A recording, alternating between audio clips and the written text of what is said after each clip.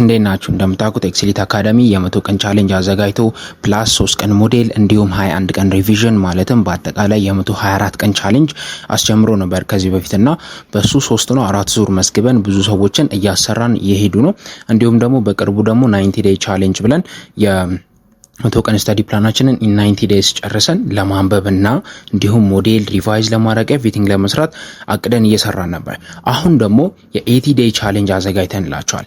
የ80 ቀን ቻሌንጁ አንደኛ እኛ ያዘጋጀነው ስታዲ ፕላን 11 ሰዓት ተኩል ነው ለሚጀምረው ለየትኛውም ተማሪ ቀደም ብለን ሁላችንም ኤቭሪዴ አትሊስት 30 ደቂቃ ወይም 1 ሰዓት ስታዲ ፕላን ላይ እንጨምራለን። በቀን ኦልሞስት 7 ሰዓት 8 ሰዓት ብታጠኑ ነው ከሰኞ እስከ ዓርብ ትምህርት ቤት ስለምትሄዱ ማለት ነው። ሶ እሷን ከጨመርን እኛ ቢያንስ በትንሹ የትኛውም አይነት ተማሪ ብትሆኑ 10-15 ቀን ሴፍ ታደርጋላችሁ ከ90 ቀኑ ላይ ማለት ነው።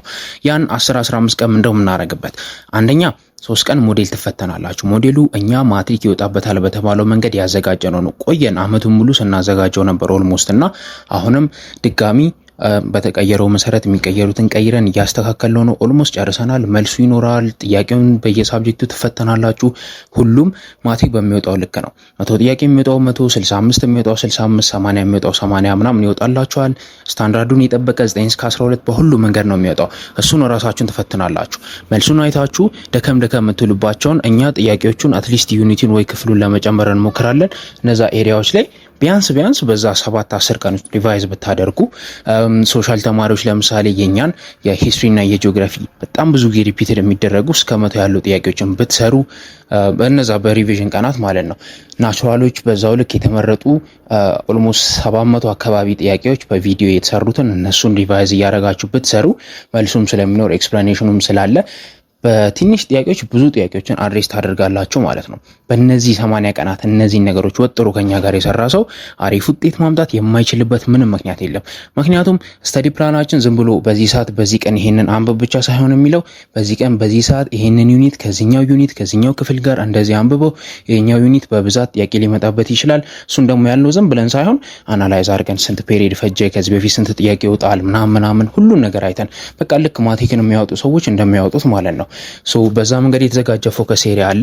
እሱንም ተጠቅሞ ደግሞ በጣም ኢምፖርታንት የሆኑ ቻፕተሮችን ሁላ ፎከስ አድርገው ማንበብም ይቻላል። ቢካዝ አሁን ይሄ ዝግጅት ላልጀመራችሁ ሰዎች ነው ላይክ ይሄን እምላችሁ ይሄንን ቪዲዮ 60 ቀን ሲቀር የሚያየው ሰው ሊኖር ስለሚችል ሶ it doesn't matter 30 ቀን እንኳን ቢቀራችሁ በ30 ቀን ውስጥ የሆነ ለውጥ ማምጣት ይቻላል። ኤንድ እንዳልኳችሁ ይሄንን 80 ዴይ ቻሌንጅ ጆይን የሚያደርግ ሰው አጠቃላይ 80+10 የ90 ዴይ ቻሌንጅ ማለት ነው መታችሁ ብትቀላቀሉን አሪፍ ውጤት ማምጣት ትችላላችሁ። ኤንድ አጌን ቤታችሁ ደግሞ የምትሉ ሰዎች ላይክ እስከ 6 ተኩል ምናምን ግማሽ ቀን የምትማሩ ወይም ጧትና ከሰዓት ብቻ የምትማሩ ደግሞ ከዛም በፈጠነ ጊዜ ውስጥ ጥራት ባለው መንገድ አጥንታችሁ ጨርሳችሁ ሪቫይዝ ማድረጊያ ጊዜ ኖራችሁ ጥያቄ መስሪያ ኖራችሁ ስታዲ ፕላኑ የሁላችሁ ላይ እንደዛ ነው። ከዛ መንገድ ሰርታችሁ ሁሉንም ሳብጀክት አዳርሳችሁ ጥሩ ውጤት የምታመጡበትን ዝግጅት ማዘጋጀት ትችላላችሁ። ከእናንተ የሚጠበቀው በቴሌግራም @excel ኮንታክት ላይ ሃይ ብላችሁ መመዝገብ ነው። እኛ የቀረውን 90 ምናምን ቀን ደግሞ እንደ ቻሌንጅ ወስደን ለራሳችን ብዙ ነገሮችን እየጨመርን እንሄዳለን። ለእናንተ የሚያግዛችሁን የሚጠቅማችሁን ኢፌክቲቭ የሚያረጋችሁን ኤፊሺየንት የሚያረጋችሁ ማለት ነው። ይሄን የምናደርገው ከዚህ በፊት የሰራ ነው በቂ ሳይሆን ቀርቶ ሳይሆን ጀስት ሞር በጨመርን ቁጥር 1 ፖይንት 2 ፖይንት ብንጨምርላችሁ ይጠቅማችኋል ብለን ስለምናምን ነው። ሶ በቴሌግራም @excel ኮንታክት ላይ ሃይ ብላችሁ ብትመዘገቡ ዲስካውንትም ስላደረግን ከ2500 ነው ይታያችሁ። የናቹራልን 650 ያስገባ ነው፣ የሶሻልን ደግሞ ከ2200 ወደ 400 አስገብተናል። ሶ ካሁን ጀምራችሁ ብትመዘገቡ ሁላችሁም ትጠቀማላችሁ።